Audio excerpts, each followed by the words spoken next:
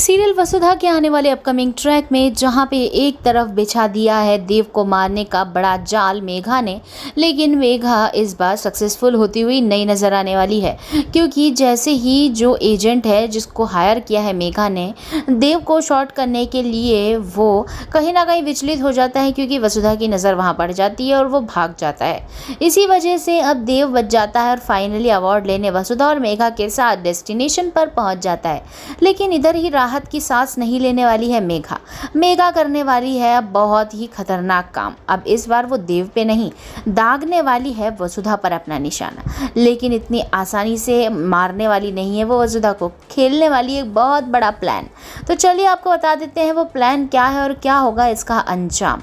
तो जहाँ पे एक होटल में तीनों लोग रुकते हैं, एक बहुत बड़े रिजॉर्ट में, जहाँ पे दूसरे दिन इन तीनों को मिलना है एक बहुत बड़ा अवार्ड। यानी वसुधा और देव को जो अवार्ड मिलना है वो दूसरे दिन सुबह मिलना है। तो एक होटल के रिजॉर्ट में देव, वसुधा और मेघा रुकने वाले हैं। शाम को तीनों ही पोल साइड बैठ के एंजॉय कर रहे होते हैं। वहीं पे देव जब चला जाता है वहाँ से तो वसुधा को घेर लेती है मेघा और उसे कहती है कि देव की दोस्त हो तो तुम मेरी दोस्त भी बन सकती हो। तो वसुधा तो हाँ ही बोलती है।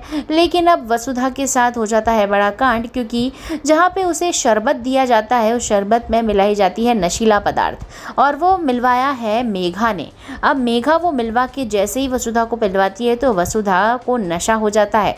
वो नशे में अपनी राज की सारी बातें उगलना शुरू कर देती है।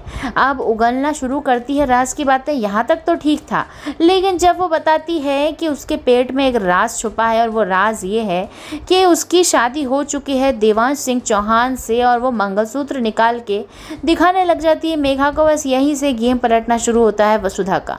वसुधा को अब एक्सपोज करने वाली है हमारी जो मेघा है वो चंद्रिका के सामने।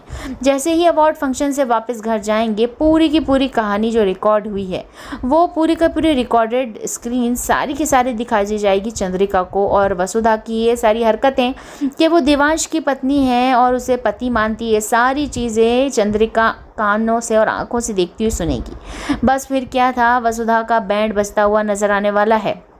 आप जहाँ पे कहीं पे ऐसी बात फैल रही है, कहीं ना कहीं से ये बात आ रही है कि ये ड्रीम सीक्वेंस है। लेकिन बस अभी यही कंफर्मेशन होने वाला है कि क्या ये असल में वसुधा के साथ होगा या केवल और केवल ये एक सपना है। खैर ये सपना हो तो ज़्यादा अच्छा है। तो वसुधा को सपोर्ट करने के लिए एक लाइक ज़रूर करें, क्योंकि क्या होगा वसुधा का हाल देखने मज़ेदार।